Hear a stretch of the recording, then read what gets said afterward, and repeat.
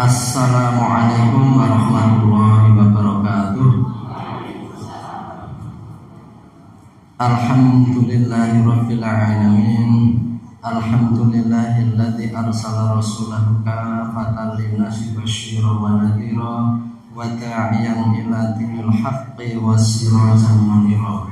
Assalatu wassalamu ala nabiyyina Muhammadin sallallahu alaihi wasallam, akhirul anbiya'i wa khatamul mursalin, al-hadi ila sawa'is sabil, alladzi la yantiqu 'anil hawa in huwa illa wahyun yuha. Amma ba'du. Bapak Ibu para jamaah semuanya, alhamdulillah kita bisa melanjutkan kajian pada pagi hari ini. Tentu karena rahmat hidayah dan taufik dari Allah Subhanahu wa taala. Dan mari kita awali dengan ta'awud dan basmalah bersama-sama. A'udzu billahi minasyaitonir rajim. Bismillahirrahmanirrahim. Ya, kita masih sedikit melanjutkan dari bab yang lalu tentang wa maknal iman, ya, makna dari keimanan. Jadi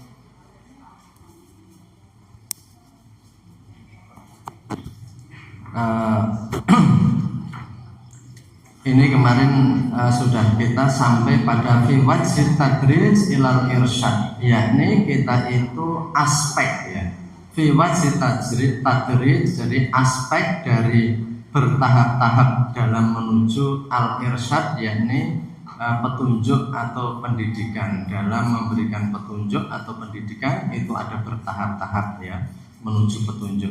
Nah, kita sudah sampai pada bagian akhir faslu utawi iku pasal, ya, di pasal tentang makna Islam, yakni apa itu makna Islam. Karena ini setelah kita membicarakan tentang i'tiqad atau akidah, ya, baik akidah yang awal la ilaha illallah juga Muhammadur Rasulullah dengan berbagai konsekuensinya kemarin, kemudian tentu untuk mengarahkan kepada Islam, walaupun sudah ada keyakinan itu, perlu yang namanya wajhut tadrij ilal irsyad. Jadi ada pentahapan-pentahapan dalam mengarahkan orang menuju petunjuk. Jadi Islam itu Bapak Ibu semuanya diturunkan selama, kalau dalam pelajaran dulu ingat, 22 tahun, 2 bulan, 22 hari. Itu angka yang mudah diingat. 22 tahun, 2 bulan, 22 hari. Atau kalau mau diringkas 23 tahun. Kenapa ajaran Islam itu perlu waktu lama? Padahal Al-Quran mengatakan walau sya'allahu anzalahu jumlatan wahidatan. Kalau Allah itu menghendaki, jadi kalau Allah itu mau, gitu ya, itu bisa saja Allah itu menurunkan Islam itu sekaligus, nggak usah perlu waktu lama. Tetapi itu kalau di dalam hikmatut tasyri', rahasia dari penetapan syariat, itu akan banyak sekali menimbulkan masalah. Karena seketika sak-sak-saknya semua diterapkan. Maka Nabi memberikan contoh bahwa ajaran-ajaran itu diterapkan setahap demi setahap. Al-Quran juga diturunkan itu tadrijian, juga setahap demi setahap. Antara lain kita bisa memahami sekarang itu dengan turunnya Al-Quran setahap demi setahap itu, maka akan lebih mudah membekas dan lebih mudah diamalkan. Belajar yang benar itu bukan istilah SKS, sistem kebut semalam. Ratau sinau bahasan ujian raturu. Somongi sinau bahasan anu ngantuk keri, ya. Ujian keri malah raiso ujian, atau di ruang ujian deluyuk terus. Karena tidak. Jadi ujian makanya di mana-mana di seluruh dunia ada hari tenang. Maksudnya biar tenang, nggak usah kerjaan apa-apa, itu dirilekkan. Padahal di situ itu malah hari orang baru bersibuk-sibuk karena selama ini tidak dipelajari, gitu ya. Sama Islam itu memerlukan waktu 23 tahun itu karena apa? Sesuatu itu lebih mudah diamalkan dan lebih membekas dalam kesannya. Malah aturan-aturan tertentu itu turunnya melalui apa yang disebut asbabun nuzul. sebab-sebab yang menjadi latar belakang kenapa ayat itu diturunkan. Kenapa ayat itu diturunkan? Kan beberapa ada kisah seperti itu, seperti yang kemarin kita sampaikan, abasa wa tawalla. Dia Rasulullah itu bermuka masam dan berpaling, merengut dan melengos ya. Nah, itu memberi kesan pada Nabi bahwa begitu saya itu tidak memperhatikan orang yang berkeinginan baik, oleh Allah langsung ditegur. Jadi itu langsung. Begitu Rasulullah itu mengharamkan untuk diri beliau tidak minum madu lagi ya, karena demi menyenangkan istri-istri beliau, langsung turun ayat Al-Quran yang melarang la tuharimu ma ahallallahu lakum tabtaghi mardata azwajik.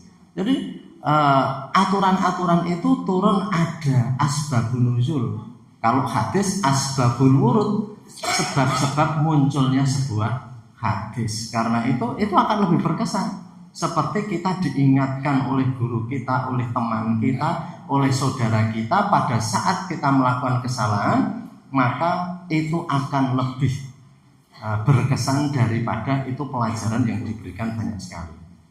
Kita orang tua itu sering mendapat pelajaran tentang kesehatan, sak jam diceramai gitu.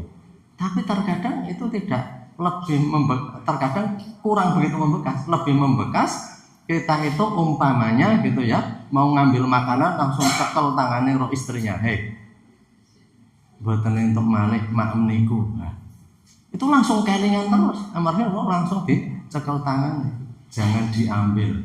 Ngewatan itu tadi, oh iya ya, ini dilarang. Itu akan lebih membekas. Jadi zaman dulu kita panjenengan, walaupun ini nggak boleh kalau zaman modern karena menyakiti ya, menyakiti. Jadi umpamanya anak itu nggak bisa ngapal kayak apa, nanti digitik tangannya gitu ya. Kalau zaman dulu pengajian, itu dia akan ingat terus, saya digitik tangannya karena keliru membaca ini.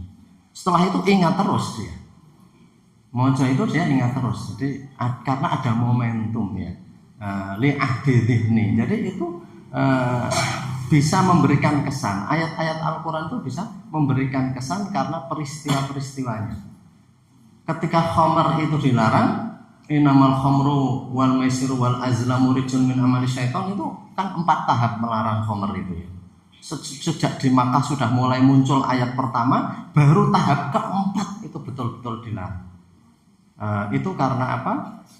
Karena orang-orang Islam sampai mereka itu cekcok karena mabuk karena khamr. Jadi artinya pertama sudah dikritik, terus terakhir seperti itu. Sampai dalam ayat Al-Quran itu ditutup dengan fahal antumun tahun, apakah kalian juga mau mandek gitu ya? Apa kalian siap berhenti dari khamr ini? Itu saya pernah diajari oleh guru saya dulu. Para sahabat itu juga langsung jawab begitu ayat itu turun. Intahaina ya Rabb, intahaina. Duh Gusti Allah, ampun cukup, pulang pun bakal lereng. Dan setelah itu khamr dibuang di Madinah, ditumpahkan di halaman, di jalan-jalan berserakan khamr itu. Karena mereka sudah langsung intahaina yang pun Gusti Allah, pulang pun badhe mantun, pun badhe menyudahi. Itu bedanya sahabat dengan orang sekarang. Sekarang dilarang terus belum tentu mau melaksanakan. Jadi tapi dulu hanya dengar ayat itu sudah khamr ditumpahkan di jalan raya. Ora perlu dirazia kemudian ditelindes tom gitu ya, untuk menunjukkan bahwa ini minuman keras sudah dirazia, tidak. Itu karena lihat di sini. Jadi itu ya, karena itu mesti ada tadrij, bertahap. Nah ini di sini dimasukkan makna Islam, arti dari Islam huwa ala idzan wa taslim, yakni orang tunduk dan pasrah. Islam itu tunduk dan pasrah. Tetapi di atas Islam itu ada iman. Wa maknal iman, dan arti iman huwa qabulul qalbi. Ini di halaman 31 ya kalau betul. Qabulul qalbi, hati itu qabul, menerima. Maka ada ijab qabul ya. Ijab itu menawarkan, qabul menerima. Ijab itu menawarkan, saya nikahkan anak saya dengan kamu titik-titik, lalu kabul yang menerima. Jadi nek wong Jawa ngomong kaes dijabke urung, ijab iki gak ditawake tok. Wahai saudara ini, saya nikahkan anak saya dengan kamu, njur ngluyur pergi ngoten nggih. Ora jawab kuwi wis ijab. Wis nawake. Ning belum kabul. Kabul itu qabil tu nikahkan. Ya saya terima nikahnya. Jadi mengke dijabke tok menggur tawake tinggal ngono jenenge ijab. Nah, ijab kabul itu ada penerimaannya, ijab kabul ya. Dalam jual beli nggak ada ijab kabul zaman dulu ya. Saya beli niki saya jual buku ini kepada kamu, kitab ini kepada kamu dengan harga 50.000. Saya terima buku ini duitnya, ini mana barangnya. Zaman dulu ijab kabul seperti itu. Ning zaman modern ijab kabule diringkas. Ngangge napa? Nek es eneng regane teko njikuk barange berarti kuwi setuju. Nek mara nang kasir ngulungke duit, njur dijujuli, kono eneng jujule njur buntelke, itu tandanya sudah ijab kabul. Sakniki do nganggo online. Ora tau omongan kali sing dodol niku. Hanya klik niku ijab kabul. Begitu enter klik itu saya menerima dengan harga sekian. Ngoten niku. Jadi ning nek teng Arab tasih nggih, dalam perdagangan tasih ketinggal sisa-sisa ijab kabul. Mesti nek bar awake dhewe tumbas mangke pedagange wis dadi kedadian halal. Sudah selesai semuanya, ada kurang lebih dimaafkan, halal. Mesti ngoten niku. Karena khawatir dalam jual beli itu ada hal yang tidak berkenan, maka ditutup dengan halal ya hajj, halal gitu ya. Nah itu. Nah ini makna iman itu qabulul qalbi, hatinya menerima. Apa ada orang pasrah dan tunduk tapi hatinya belum menerima? Bisa. Niki tenggen ayate dipun sebataken. Wallahu ta'ala dzakarahuma fil Qur'ani marratan fa arada bima syai'an wahidan fa qala ta'ala fa akhrajna man kana fiya minal mu'minin fama wajadna fiya ghairu baitin minal muslimin. Terkadang Allah itu menyatukan dua. Ini di dalam surat Adz-Dzariyat 3536. Wala lam yakun fiha ghairu baitin wahid. Jadi orang iman bisa juga langsung Islam. Fa akhrajna man kana fiya minal mu'minin, maka kami keluarkan ya. Jadi ini ketika itu insya Allah ini terkait dengan Nabi Lut, zaman Nabi Lut. Fa akhrajna man kana fiya minal mu'minin, maka kami keluarkan dari kampung itu man kana fiya minal mu'minin, orang-orang yang beriman, mudahnya begitu.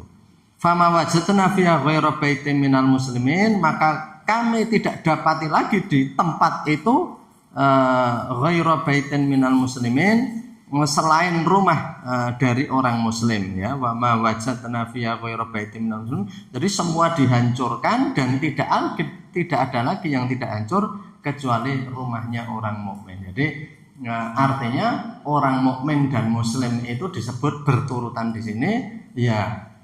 Di kampung itu yang diselamatkan hanya orang mukmin dan muslim tadi. Jadi ketika disebut ini berarti dia ya orang mukmin, ya orang muslim. Karena disebut dua. Tapi apa beda enggak mukmin dan muslim atau Islam? Nah, ini wa dzakarahuma marratan bimakna ini. Dan suatu ketika Al-Quran atau Allah Subhanahu wa Ta'ala menyebutkan keduanya, iman dan Islam itu dengan dua makna mukhtalifah ini yang berbeda. Fi qaulihi ta'ala, yakni dalam firman-Nya, a'udzubillahi minasyaitonir rajim, dalam surat Hujurat ayat 14, wa qalatil a'rabu amanna qul lam tu'minu walakin qulu aslamna. Qalatil a'rabu, berkata orang-orang Arab pedalaman, orang-orang Arab Badui, istilahnya begitu nggih. Jadi orang-orang Arab pedalaman, orang-orang Arab Badui, nanti nang Indonesia berpengaruh ada kesenian Badui nggih. Jadi orang-orang Arab Badui itu Arab pedalaman ya. Qalatil a'rabu amana, kami beriman. Jadi orang-orang Arab Badui itu bilang, Awake dhewe kabeh wis dadi wong iman iki. Nah, gitu. Kul, katakan Muhammad kepada mereka, lam tu'minu, kalian itu belum iman. Kalian belum beriman. Jenengan sedaya niku dereng iman. Walakin akan tetapi kulu, berkatalah kalian itu, jangan ngaku aku iman, tapi ngucap kemawon panjenengan menika aslamna, kita sampun Islam, kita sudah Islam. Jadi nggak benar kamu bilang kamu iman, yang benar kamu ucapkan saja kamu itu kami beriman, itu nggak benar, tapi yang benar aslam. Nah, kami sudah Islam. Yakni yang artinya ada antum walam tansyarih walam tansyarah bihi sudurakum. Kamu sudah tunduk tetapi belum lapang dengan ketundukan itu sudurukum, dada-dada kalian. Terus ngata. Dalam Al-Quran disebut terkadang sama. Itu dalam arti bahwa itu orang iman yang memang orang yang Islam dan iman sekaligus. Apa bisa orang Islam tapi belum iman? Ya ini di dalam surat Hujurat 14 ini.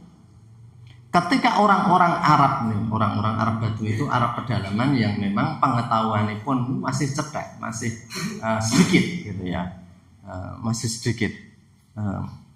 Mereka ngaku-ngaku qolatil a'rab, kami ini sudah beriman. Katakan Muhammad pada mereka, lam tu'minu, kalian semua itu belum iman. Walakin qulu, tapi ucapkan saja aslamna, kami baru Islam. Nah, jadi kenapa kalian ada antum, kalian itu tunduk walam tansyarah bihi sudurakum, tetapi dada kalian itu belum menerima betul-betul. Jadi iman itu melibatkan dalam hati. Nah, maka istilahnya tadi qabulul qalbi. Tapi kalau Islam itu yang penting perbuatan. Nah, jadi sholat, anggar syahadat sholat gitu ya, itu sudah Islam. Walaupun sholatnya itu ibaratnya itu hatinya itu nggak hadir dalam sholat. Mulai takbiratul ihram, mulai pikirannya tekan ngendi-endi. Makanya salam naik makmum geragapan rampung jebule. Itu karena pikirannya tekan ngendi-endi. Itu sah nggak? Sah. Itu Islam. Tapi dikatakan iman, hati menerima, hati hadir, niku nggih dereng. Waduh, terkadang nggih angel nggih sing jenenge. Itu kalau dalam, jadi orang beriman itu hatinya itu sudah hadir. Jadi orang bekerja itu tidak semuanya bekerja itu dengan tulus dan setia. Orang dengan tulus dan setia. Tapi ada orang bekerja yang memang bismillah, iki dalan rezekiku wis ngene-ngene. Sama seperti anak, disuruh bersih-bersih oleh orang tuanya, itu lakoni. Tapi sik penting nglakoni. Tapi ada anak yang kalau diingatkan ayo resik, dia menghayati, oh iya betul, an-nadzafatu minal iman, kebersihan dari ini. Dia menghayati, dia bersih, itu iman. Maka orang-orang Arab Badui yang sudah ngaku iman itu oleh Allah dikatakan, domongi kayak rung do iman gak Islam. Gak Islam. Maka Islam itu kalau dengan kata lain formalnya saja. Formalnya saja. Jadi semua orang mengatakan I love you kepada jodohnya. Tapi apakah ada orang yang betul-betul hatinya terpaut atau tidak? Ya itu bermacam-macam. Jadi apakah siap berkorban demi sesuatu yang dicintai? Ciri orang cinta itu kan siap berkorban. Ya cinta apa saja. Orang cinta handphone itu siap berkorban. Katanya bangun tidur sing didelok dhisik dhewe handphone saking senenge. Resiki apa? Saben-saben kosoke resiki padahal wae ratus gitu ya. Handphone golek tisu resiki terus. Jadi handphone tiba susah. Handphone hilang goleki walaupun anaknya ramune ra goleki. Handphone mau nanti. Anaknya padahal hilang ra goleki. Apa anaknya ramune ra goleki ra takok. Handphone. Jadi orang itu kalau mencintai dia siap berkorban toh itu. Kentekan pulsa piye gage carane lek biologis karena mencintai sesuatu. Jadi orang kalau dalam bahasa Arab dikatakan man ahabba syai'an fahuwa abdu. Barang siapa mencintai sesuatu maka dia siap jadi hamba dari sesuatu itu. Itu seperti itu. Jadi dia akan setia dan berkorban untuk apa yang dia cintai. Ya kalau kita ini konteksnya kan Islam, konteksnya Islam. Jadi maka dari itu kalau Islam itu memerintahkan yang terkadang bagi kita agak susah, gitu ya. Kita diminta beribadah yang agak berat, kita diminta berkorban yang agak berat, gitu ya. Ya itu kalau itu kita tidak mau berarti kita itu baru Islam saja, tetapi belum iman. Jadi iman itu hatinya ikut lapang, hatinya ikut menerima. Jadi itu seperti itu. Maka orang itu bisa Islam tapi belum iman. Orang-orang Arab Badui itu dikatakan kamu jangan ngaku-ngaku iman, kamu baru Islam. Ya syahadat diucapkan, sudah diucapkan, sudah selesai. Perkara itu dihayati atau tidak. Kemudian sholat, yang penting syarat rukunnya dicukupi. Walaupun itu tidak ada tumakninah di dalamnya, gitu ya. Kemudian puasa, yang penting min tulu'il fajr ila ghurubiha. Walaupun mungkin dalam puasa itu kita tidak mengurangi dalam kita tidak mengendalikan hawa nafsu kita. Tapi ya tetap sudah nggak batal puasanya, gitu. Jadi itu formalitas. Kalau iman itu sudah inti substansi. Jadi maka itu ada derajat-derajat. Nggak apa-apa orang Arab Badui taunya itu. Maka orang Arab Badui itu ketika kan ada itu dalam hadis itu ya, mereka datang ke masjid itu ada yang kencing di masjid. Ya ketika itu masjid itu lantainya itu tanah. Bapak Ibu yang sampun tindak wonten Masjid Nabawi, ya. Itu Masjid Nabawi sekarang seperti itu. Tapi zaman Nabi dulu Masjid Nabawi itu hanya kotak, lantainya tetap pasir, itu digambar-gambar dan di museumnya kan begitu, di samping Masjid Nabawi ada museum itu nanti diberi atap anyaman daun kurma itu separuh saja. Jadi kalau di situ itu ada orang Badui itu kencing di situ, itu oleh Nabi ya ibaratnya para sahabat itu mau nyalahkan, mau unek-unek gitu ya, tapi oleh Nabi sudah biar jadi siram saja. Disiram karena itu pasir maka meresap jurwes suci lagi. Ibaratnya ya maklum wis artinya ke orang-orang sing urung patek umume wong ya. Iki wong sing para patek umum wis alon-alon ya. Jadi alon-alon. Jadi artinya mereka itu ya seperti itu tahapannya seperti itu. Lain halnya dengan sahabat-sahabat sabiqunal awal yang sudah langsung masuk Islam itu dengan penuh kecintaan. Jadi itu bisa orang sudah Islam tapi belum iman. Belum iman. Karena apa? Iman itu jadi kalau dalam definisinya kan al-qaul bil lisan, tasdikun bil qalbi, amalun bil arkan. Mestinya yang pertama itu bisa jadi hatinya malah. Jadi al yakinu bil qalbi, al-qaul bil lisan, amal bil arkan. Jadi lisannya mengucapkan, hatinya meyakini, anggota tubuh melaksanakan. Perbuatan-perbuatan yang melibatkan ketiga itu sudah setara seperti iman. Jadi Bapak Ibu, kalau kita itu menjalankan sesuatu dan melibatkan tiga itu perbuatannya itu akan kualitasnya juga bagus. Hati kita itu, oh ya ini saatnya saya itu baca Al-Quran. Itu artinya makrontak. Kemudian kita lisannya bilang, tak moco lah saiki. Nah, itu lisan itu menegaskan. Kemudian dijalani. Nah, itu kan melibatkan tiga.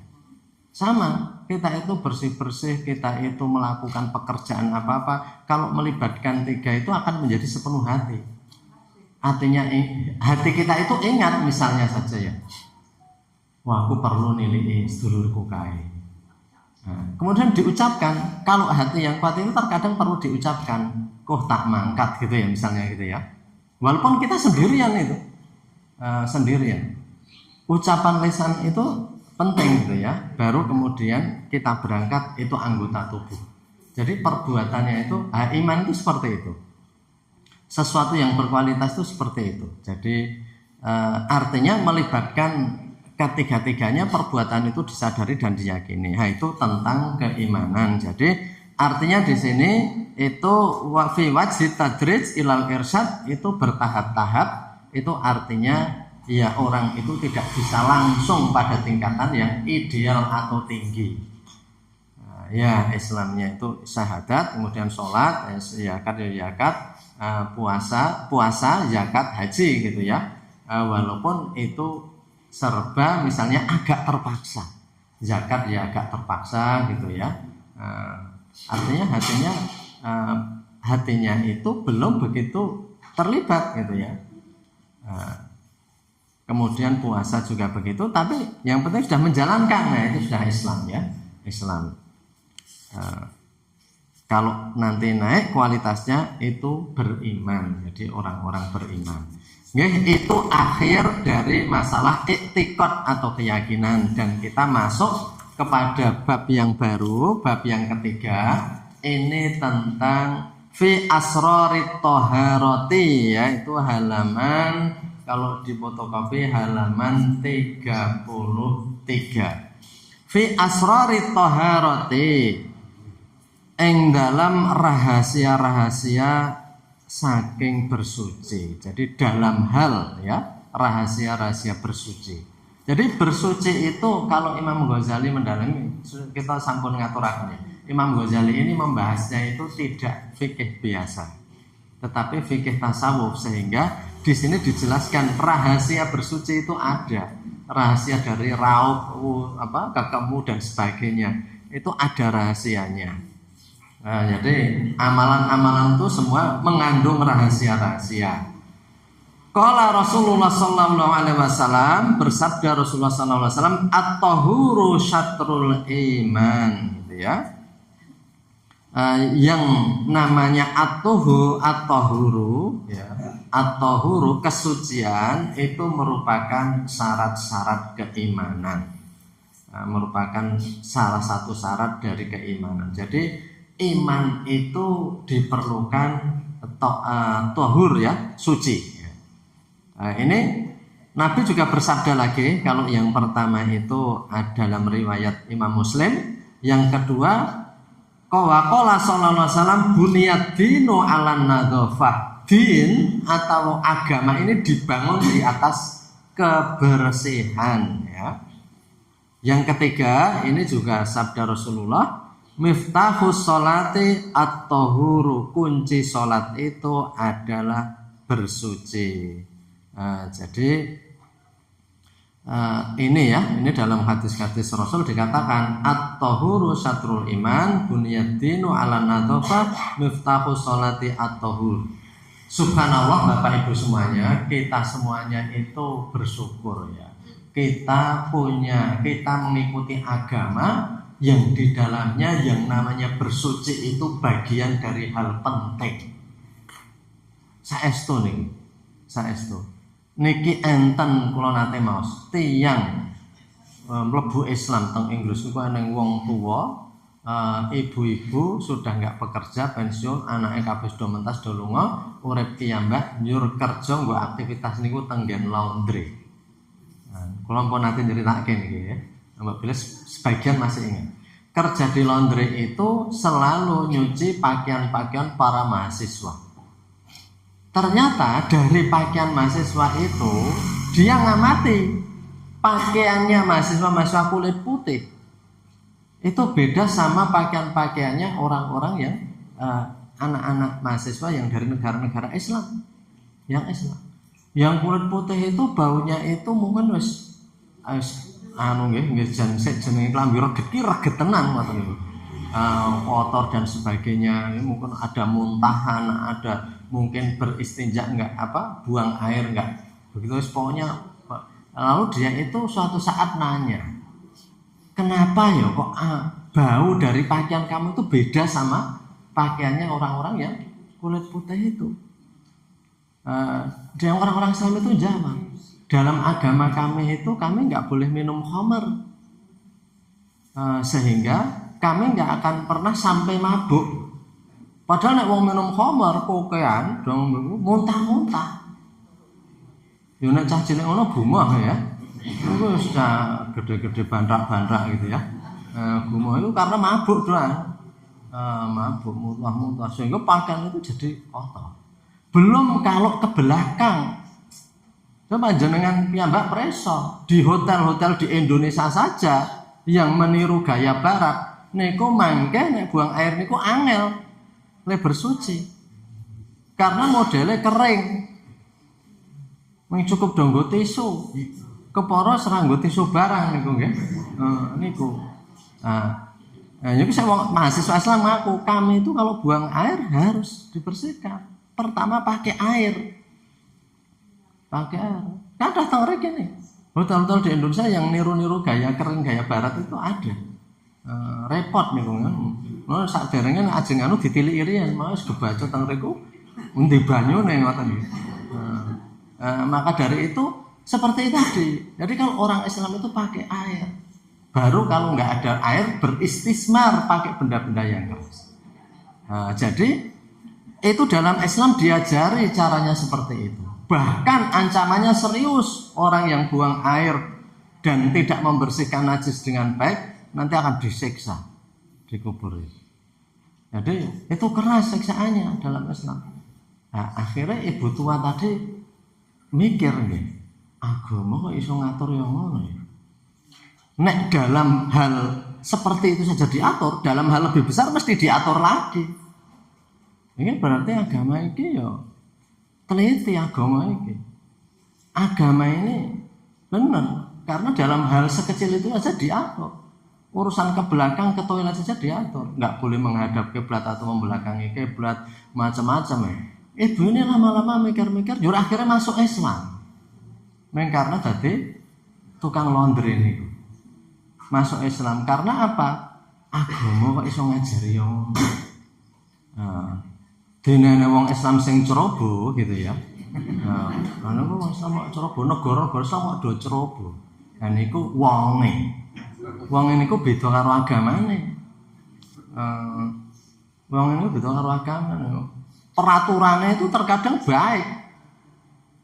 Indonesia boleh peraturannya itu sokeh banget. Malah para ahli itu mengatakan Indonesia itu obesitas, kegemukan, kokean aturan. Itu saya ngomong para ahli kok mengalami obesitas hukum. Hukumnya kokean. Apa-apa diatur neng leng lakoni. Nah niku CJ ya. CJ. Jadi sing lakoni apa sing ra ditulis. Jadi kaya cah cilik nek disabrangke dogah. Neng nek sik nyabrangke rene nyabrang dhewe. Jadi kembali ke tadi. Jadi kembali ke tadi bahwa wong negara Islam wis reget-reget ya. Tenan niku banding ke Singapura ngendi-endi. Singapura niku kula takon sopir taksi niku. Nek nguncalke sampah niku dendane niku $300 Singapura. Jadi nang mobil niku tuku bubur panganan mobil buang ber ngoten niku nggih. Konangan denda $300 ya. Itu meh 2 juta niku. Niku itu nggih itu tidak pada tempatnya nyun ngoten ya. Nek itu niku sing rada berdahak niku. Nganggo ngoten niku njur. Cuh ngoten niku. Konangan niku nggih didenda 300. Buka kaca langsung ibu cuh ngoten niku $300. Mau dijenengi Singapura itu penalty country, negara yang apa-apa dihukum. Ngerokok niku, ngerokok. Semua tempat yang ada atapnya walaupun halte nggak boleh untuk ngerokok. Niku kula numpak taksi kan nakoni sopir niku nggih. Dadi nek arep ngerokok kudune sing reneng payone. Nang pinggir ngendi nang tengah lapangan nang tengah latar. Nek konangan ngoten niku $200 ngerokok pertama. Engko konangan kedua $400. Dedel duel wis Pak. Mulane iso tertib. Jadi menurut para pimpinan Singapura wong iki can kudu jenenge hukuman tertib ngoten niku. Dadi niku ngoten niku. Dadi napa malih nek ngguang sampah sak tas kresek. Oke to sakniki endi-endi do ditulisi. Lho ki tepane wong Islam lho niku nggih. Tepane wong wong Islam. Wah nek wong mung wong ibaratnya kalau wau duncali saya mobil mau ngoten napa maneh buang sak kerasa. Nah niku wis jelas parah banget niku nggih. Nah, niku teng Indonesia akeh sing jarine nggih do Islam. Ini wong Islame mulakno nggih. Niki banyak orang-orang barat sing mlebu Islam niku. Kula ngrungokke niku tenggen podcast ini sing kula asring cerita Toward Eternity niku. Orang-orang barat sing mlebu Islam niku kami sekarang sudah berpikirnya gini, kami melihat ajaran Islam, kami nggak akan melihat orang Islamnya. Tadi, nek ndelok wong Islam terkadang mangke ora cocok kalau ajarannya. Kami sudah nggak akan lihat orang Islam itu hal lain, tapi yang kami lihat adalah Al-Quran dan Rasulullah. Nah itu begitu, karena lihat orang Islam, wong sing bar mlebu Islam iso kecewa meneh. Iso kecewa, malah beda ya. Mulane wong Islam ya ning derajat-derajate to wau disebut to. Nah niki. Agama Islam mengajarkan tentang kesucian. Jadi mila saking menika untuk beriman itu memang kita harus membersihkan.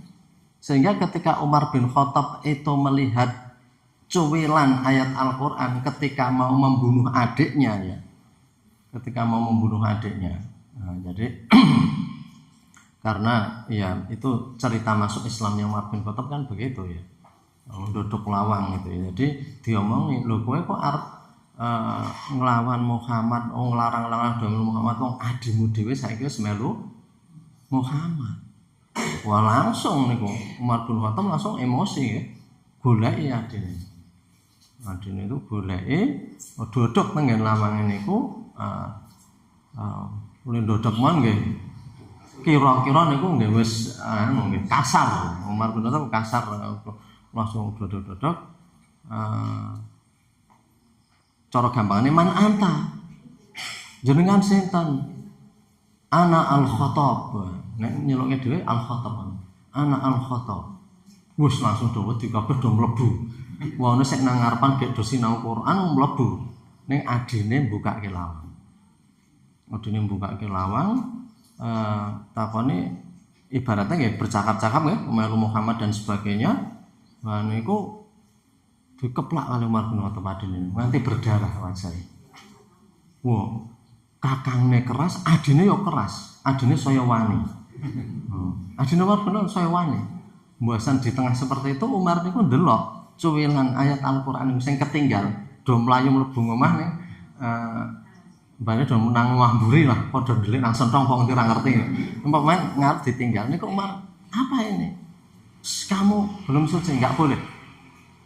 Jadi Umar diwacake bismillahirrahmanirrahim. Biasanya kan demi Lata dan Uzza. Kuwi reca-reca ya sing do digawe wong-wong kuwi. Tapi kok ini bismillahirrahmanirrahim dengan nama Allah yang Maha Pengasih lagi Penyayang. Umar niku cerdas sekali. Nganti ada buku yang berjudul Abqari Umar, kecerdasan Umar. Jadi jalma limpat seprapat amat, cukup maca kuwi Umar sudah bergetar. Iki ora biasane. Ini Gusti Allah sing kepiye iki kok. Nah, ini malah dene kamu kotor, kamu kan ora dene kono adus resik dan sebagainya baru kemudian dia mengucapkan asyhadu alla ilaha illallah wa asyhadu anna Muhammad Rasulullah. Langsung ya, langsung niku metu ya, metu sing do ndelik wae do metu. Ngerti Umar sing ngucapke syahadat metu niku. Metu niku langsung ada yang salah satu bilang, saya sudah mendengar beberapa hari kemarin ya, disebut hari apa, Nabi memang berdoa memohonkan kepada Allah agar salah satu dari Umar itu masuk Islam. Salah satu jadi ndongane Rasulullah niku kurang lebih ya, Allah ma'izil Islam, Allah ma'izil Islam bi ahadi min Umar ini. Ya Allah muliakan Islam, kuatkanlah Islam dengan bergabungnya masuk Islamnya salah satu dari Umar. Dua Umar, Amro ini atau Umaro ini. Jadi Umar bin Khattab dan Amr bin Hisham. Abu Jahal lah namanya, sebenarnya nama aslinya begitu. Amr bin Hisham. Akhirnya yang terkabul Umar ini, sahabat itu, saya kemarin sudah mendengar Nabi. Oke, doma tuh bahasa Indonesia. Langsung takon, Muhammad di mana? Rasulullah di mana? Wiruh kayak tadi. Rasulullah ada begitu itu langsung dadak oke. Man anta al khotob. Langsung dapat timbatan dawane buka. Rasulullah buka. Kalau Allah melunakkan hatinya niscaya dia akan masuk Islam. Betul. Langsung di situ menyatakan lagi bahwa saya sudah masuk Islam. Nah itu jadi itu saja sebelum masuk antus dulu, hilangkan semua kotoran. Ya syariatnya itu kotoran lahiriah, moga-moga dengan lahiriah seperti itu batinnya juga hilang. Makanya ini nanti pembahasan ini Imam Ghazali yang namanya raub itu juga ada niat wes moga-moga dosa-dosa yang berasal dari meripat saya, dari hidung saya, dari lisan saya juga ikut luntur. Kekemu itu dari mulut saya itu juga ikut luntur. Jadi wong Islam itu asrarut thaharah, rahasia thaharah. Jadi thaharah itu bukan hanya raub mungkin terkadang kan nek bocah do cepet-cepet itu mung dikapiok-kapiok kayak gitu ya. Kapiok-kapiok tanpanya wis kuwi wis sah jenenge Islam seperti tadi gitu ya. Tapi kalau mau sampai asrornya itu sampai seperti itu ya, semoga dosa-dosa dari mata saya dari ini mangke pembahasan seperti itu akan dibahas oleh Imam Ghazali gitu ya. Jadi at-tahuru satrul iman, bunyadinu ala nadzafah, agama itu dibangun di atas nadzafah, kebersihan. Jadi yang namanya sesuatu itu apabila bersih, pikiran kita bersih, kemudian hati kita bersih, harta kita juga bersih, kabeh niku endeng. Awake dhewe niku mung adus mon kacake akeh banget. Waune niku sinau nek urung adus pamanaken niku. Niku prungsang niku awak niku. Mbah arep sinau apa ajeng tilem mawon lak kathah tiyang niku sing nek kuringetan adus ra iso. Itu mau tidur saja harus bersih seperti itu. Nggih senajan enten sing niku ora copot sepatu bareng sing ono teng gledak turu. Niku turu sing tanpa rencana dan perhitungan ya. Padahal turu harus diperhitungkan, sapa ngerti turu bablas mati toh, bismika Allahumma ahya wa bismika. Jadi apa-apa kok ora gejarak ngoten nggih. Ora gejarak turu mengki linggo kok njur bablas turu. Mangan ra gejarak entek rong piring ya. Jadi ya direncana. Ya sesuatu itu niat itu penting. Underaning perkara itu ada pada niatnya. Itu bukan saya, itu yang mengatakan Imam Nawawi dalam kitab Al-Adhkar, Madarul Islam. Jadi underaning perkara itu ada pada niatnya. Jadi makanya niat itu penting. Jadi maka ada orang mau tidur saja mandi dulu. Kita itu akan belajar juga lebih enak kalau tidak keringetan mandi gitu ya. Jadi mula Islam itu kan perintah sholat Jumat itu seminggu sekali, sepekan sekali itu bersama-sama berjumat itu kan sunah muakkad mandi dulu karena mau kumpul tiang kathah. Ampun ndadekke susah tiang. Wong ya nek didawak-dawake ngoten nggih. Wong sing ndadekke susah tiang niku adoh saking rejeki. Wong orang tidak menjadi magnet. Kabeh wong karepe do wegah jejer wong niku. Wegah jejer wong wegah napa nggih mungkin kebersihannya dan sebagainya. Kebersihan penting ora kudu larang. Zaman riyen adus ranggo sabun nggih biasa nggih. Ning zaman saniki kula kita zaman murah. Sabun murah. Jadi mila saya menika dalam Islam sunah muakkad suruh mandi dulu. Hari Jumat itu karena mau ketemu tiang kathah. Menurut saya menika nggih niki penting ya. Penting ngoten niku. Jadi agama bunyadinu ala nadzafah. Agama itu dibangun atas nadzafah. Jadi kita mau melakukan apa saja itu apabila kita itu bersih itu insya Allah akan baik. Jadi bahkan dalam slogan olahraga ya. Ini dalam Arab juga ada pepatahnya. Al-aqlus salim fil jismis salim. Jadi akal yang selamat itu ada dalam tubuh yang selamat. Jadi tubuh yang sehat, yang sudah itu akan menjadikan akal juga begitu. Jadi begitu mila saking menika kita terkadang itu kalau sesuatu itu tidak teratur, itu pikiran kita itu bisa menjadi ruwet. Jadi Karena apa? Karena memang manusia itu ada sifat alami gitu. Naluri manungsa niku sebenarnya nalurinya itu teratur. Niku dicontohke ngeten iki Bapak Ibu. Tubuh kita niki sakjane kabeh teratur. Begitu kita lihat mata kita melihat makanan, memerintah otak untuk mengatakan oh itu makanan. Mikir dan kemudian menyadari oh itu enak. Begitu itu enak, informasi dikirim ke mulut, empun ngiler nggih. Nah, ngiler. Njur mangke wetenge niku mulai ketok kerucuk-kerucuk. Maune jane ra krasa ngeleh. Asring to ngoten niku, wonge ra krasa ngeleh, mbasan ngerti panganan kok aku dadi ngeleh ya. Itu karena tubuh kita itu teratur. Nek empun ningali Pak Makman niku informasi itu panganan enak, arang le mangan ngoten niku. Ngoten niku nggih. Nah niku njur mangke air liur itu menyiapkan, mangke nek dileboni Makman niku ben pencernaan di mulut cukup, njur lambung sudah disiapkan juga. Asam lambung mulai dipanggil. Siap-siap iki arep ditekani panganan. Kok engko ra sida ngoten niku nggih. Asam lambungnya ngerus ususnya dhewe ngono ya. Angger-angger wayahe mangan wis mah kepengen mangan ra sida. Golek warung kok ra entuk. Entuk asing digoleki murah tur enak nggih. Angel. Ngendi ya sing murah tur enak sirene apa? Akeh sing parkir nang kono. Wis jadi. Parkire mbayar ya rasah wae. Wis ra entuk mah lara mas wis. Nah, jadi kembali ke tadi itu karena memang semua itu sudah diatur. Coba kita lihat.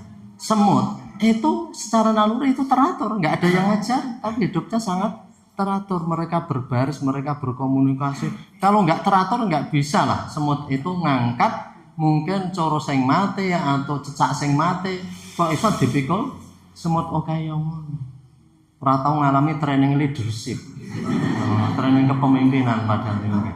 Kok iso ya? Ini manungsa niku sakjane nek kembali kepada naluri awal. Uripe itu gangsar cara wong Jawa nggih.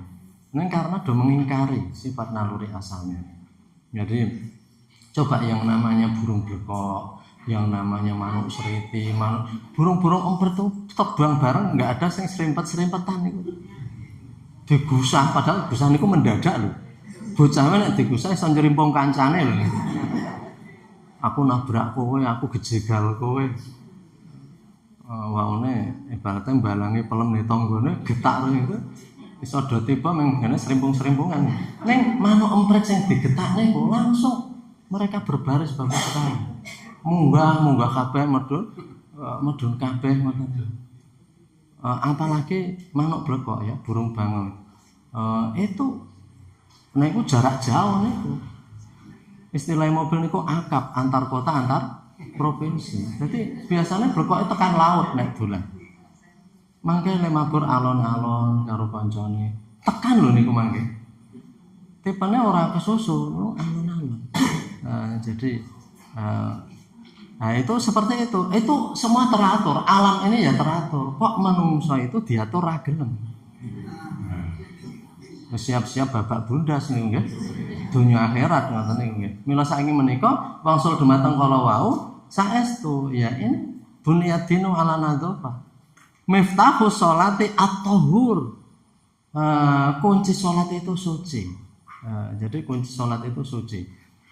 Nah niki nek para ulama ingkang nyerat ngeten niki pun angel di nggih awake dhewe niku ajeng ngikuti niku mboten gampil nggih.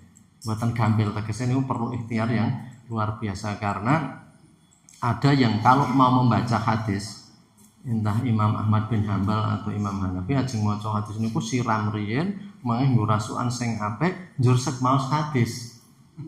Mergane napa? Niki niku kaya-kaya surate Kanjeng Nabi. Le maca niku nggih persiapan. Katokan cekak nggo sporot ngoten niku njur maca hadis. Iki cah Ranti Subasita maca suratku kok ngono ngoten niku.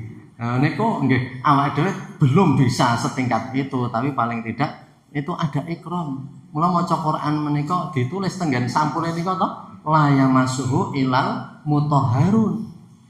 Tidak akan menyentuh Quran itu kecuali orang yang suci, ya. Itu memang ada berbagai pendapat. Nah, ada yang berpendapat harus suci itu, tapi ada yang berpendapat yang penting tidak ada najis, yang penting dia itu orang Islam, ya, tidak dalam kondisi najis dan sebagainya. Adapun bahwa dia itu berwudu atau tidak itu berbagai pendapat. Ya.